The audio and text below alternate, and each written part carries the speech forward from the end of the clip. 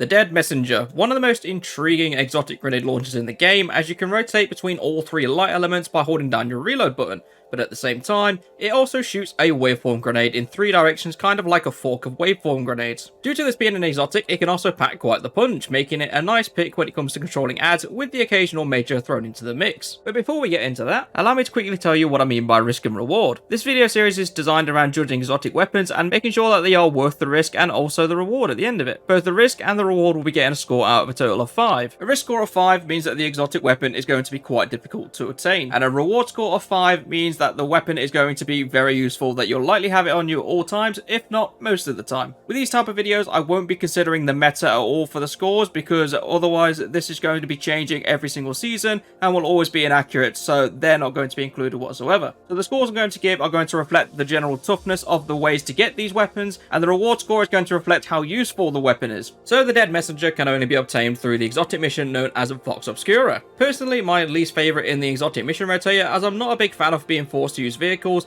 when I have hundreds of weapons sitting in a vault that would probably do even better for me. But nevertheless, the challenge of this exotic mission comes in that there are 2 time sections that you need to complete. The first one is effectively speed through the level, take down some Cabal tanks, destroy some generators, and blow open a door to the main facility. You basically have 10 minutes to do this from when you get into the first Cabal interceptor, so it's a decent amount of time, but make sure you bring a weapon that can stun unstoppables, or this might not be a pleasant exotic mission for you. When you're inside the main facility, you can get a raid banner and another timer for 15 minute starts. But don't let the bigger timer fool you. You need to fight past quite a few Cabal and take down some shield tiles in 3 separate rooms with 2 unstoppables on your route as well. The Cabal turrets will also tear you to pieces if you don't stay aware of your surroundings, but if you're running this with a fire team, it's pretty much no problem whatsoever. If you're running it solo like I am, then you probably want to take a much slower approach, but always be mindful of the timer. A good time to have all 3 scions taken down would be a minute for each scion, so you have 12 minutes when you step into the boss arena, who by the way is a massive pain in the ass. It's a scion boss, so it's agile, which is nuisance number 1. It can also fire multiple waves of fireballs at you, like the boss from the Proving Ground strike, so nuisance number 2. And nuisance number 3, it can use the weird beam from the sky attack, so cover doesn't exactly mean you're safe. He does have 3 segments of health, and when a segment is gone, you will need to take down 3 shield scions in the room before you're able to do damage again. But alongside these scions, you will have a Colossus spawn in and 4 turrets on the center platform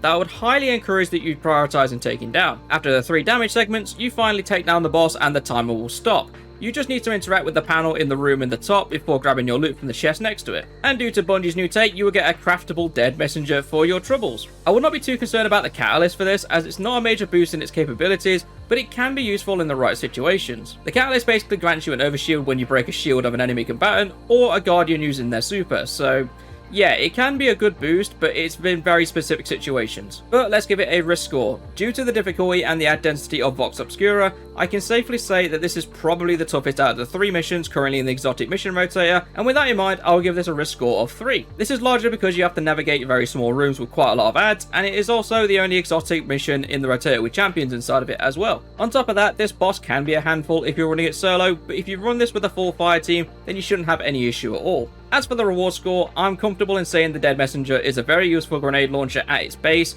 even though the catalyst doesn't provide a great deal extra. Capable of good ad clear alongside being able to swap between 3 light elements to easily take down specific shields on major enemies, I would give this a score of 3 to match the Revision 0 score. And the main reason for that is that the weapon strength primarily just sits in ad clear and would be useless if you're taking on a boss. However, if the catalyst gave it auto loading just like the Wither Horde has, then I would be putting this up as a 4 because it would be an absolute machine if that was the case. But that is the risk and reward video on Dead Messenger, and next time I'll be looking at Dead Man's Tale to complete the trio on the rotation. But if you do have any suggestions for what exotic weapons you would like to see in risk and reward, let me know down below in the comments section and I will be happy to have a look at it. But as always, remember to leave a like and subscribe, and I shall see you all in the next video.